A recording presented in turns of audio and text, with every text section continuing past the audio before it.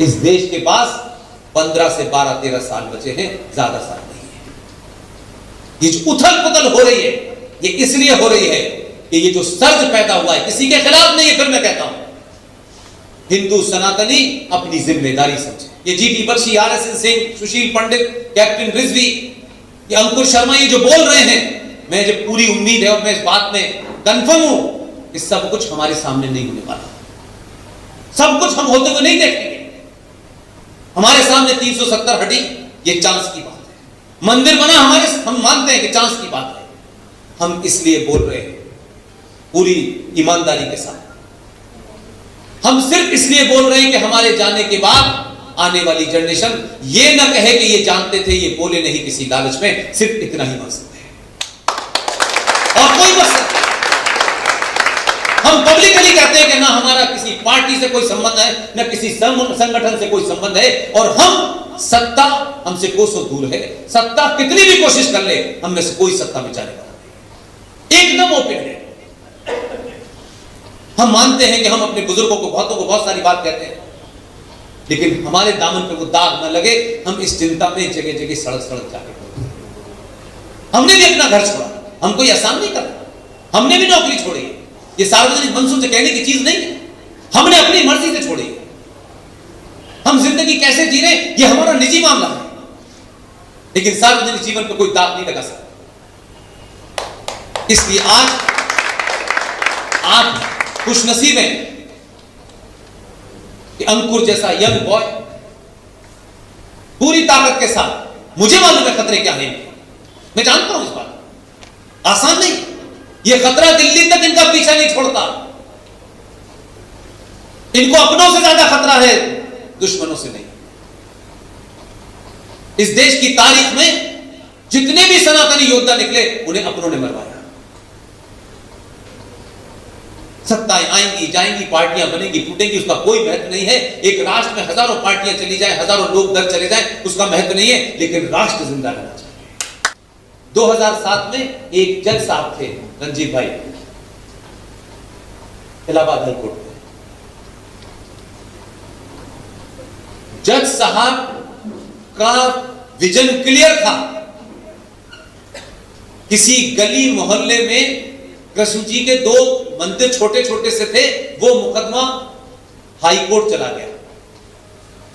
जज साहब को ऐसे लगा जैसे उनकी कोई मांगी हुई मुराद मिल गई उनकी। मुकदमा सुना और उसके डेलिब्रेशन में बात मंदिर के छोटे छोटों को फैसला करना था, वो तो रह गई पीछे, और उन्होंने कहा कृष्ण जी, और कृष्ण जी से गीता पे चले गए और ऐतिहासिक परिप्रेक्ष्य में कहा कि 1712 से लेकर के भारत की स्वतंत्रता संग्राम तक गीता एक बहुत बड़ा कारण रही है। और आखिर में फैसला क्या दिया पता है आप लोगों को? आखिर में फैसला उन्होंने दिया कि गीता भारत का धर्म ग्रंथ है। यह हमारे देश के लोगों को नहीं पता। मध्य प्रदेश की जबलपुर हाई कोर्ट ने फौरन उसको लिया। कुछ मुसलमान दौड़ के वहां गए बताने के लिए। जस्टिस अजीत सिंह और जस्टिस संजय यादव ने मुसलमानों की कहानियां सुनी। उन्होंने कुरान शरीफ नहीं पढ़ा तो गीता क्या पढ़ेंगे जाहिल। और उसके बाद उन्होंने फैसला दे दिया। सुप्रीम कोर्ट कुछ लोग गए, सुप्रीम कोर्ट ने कहा जब आप अपनी बात जबलपुर हाई कोर्ट में नहीं साबित कर पाए तो हमारे पास क्यों आए। और मध्य प्रदेश पूरे देश में पहला राज्य है जहां गीता स्कूल में पढ़ाई जाती है। क्या उस फैसले को आप अपने यहां लागू करने के लिए इस फैसले की कॉपी लेकर के लेफ्टिनेंट गवर्नर के पास नहीं जा सकते? और जब गीता पढ़ेंगे और व्यवस्था में बैठने वाले लोग जब गीता पढ़ते हैं तो उसका असर क्या होता है? इसी प्रधानमंत्री ने, यही प्रधानमंत्री था, गया राष्ट्रपति के पास पूछा कि भारत की पहचान के रूप में हम आने वाले मेहमानों को क्या दें। पता है हम क्या दे रहे थे? Taj Mahal. Taj Mahal Islamic point of view से भी किसी कब्र को घर में रखना हराम मानी जाए, और हमारे हिंदू शास्त्रों में भी किसी कब्र का या अस्थियों को घर में नहीं रखा जाता है। लेकिन हमको तो इतनी मोहब्बत दिख रही थी उसमें, इतनी मोहब्बत दिख रही थी, टपक रही थी मोहब्बत। हमने उसे अपना देना शुरू कर दिया। अगर कन्विक्शन क्लियर हो ना तो बगैर हल्ले के बहुत काम हो सकते हैं। राष्ट्रपति को 24 घंटे में आदेश दिया कि इसे बंद कर दे, ये भारत की पहचान नहीं हो सकती। दुनिया की हर भाषा में गीता छपी और 70 देशों के राष्ट्रीय अध्यक्षों को पिछले 6 साल में दे चुका है। बदलाव करने और बदलाव जो कर दे, अब अगर मैं किसी की तारीफ कर दूं क्या बीजेपी के आदमी है, मुझे पता ही नहीं मैं किसका आदमी हूं। तो आप तारीफ तो करें, किसी की भी करें जिसका काम अच्छा लगता हो। आपके पास तो हीरो है, आप उसी की तारीफ करें। कोई बुजुर्ग महिला है, कोई बुजुर्ग आदमी है, वो अंकुर से टेलीफोन करके कहे कि बेटा डरना मत, हम तुम्हारे साथ खड़े हैं। ये ताकत भी इस आदमी को मजबूती देगी।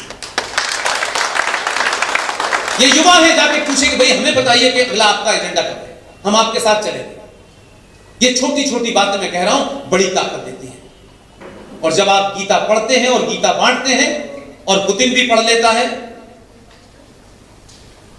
और ट्रंप भी पढ़ लेता है, तो आपका एक आदमी पाकिस्तान में छूट जाता है।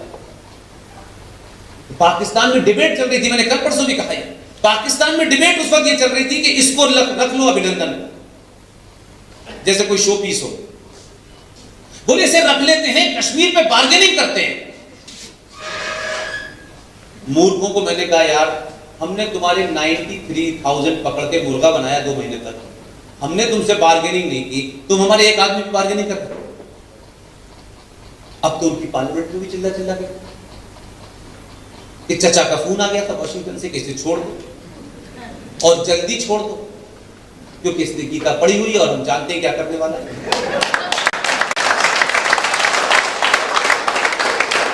तो आपके बदलाव से दुनिया में कैसे बदलाव होता है। और पार्लियामेंट में खड़े होकर के वो कह रहा था, मेंबर ऑफ पार्लियामेंट, कि 9 बजे पसीना छूट रहा था, जल्दी छोड़े हमला करने वाला है। वो सच कह रहा था, चचा ने यही कहा था, भैया ये मिसाइल लगा दिया, हम नहीं बचा पाएंगे तुम्हें। तो मेरा कहना सिर्फ ये है, बदलाव के लिए कहीं नहीं जाना है। जिस दिन अपने अंदर बदलाव कर लेंगे, ये समाज बदल जाए।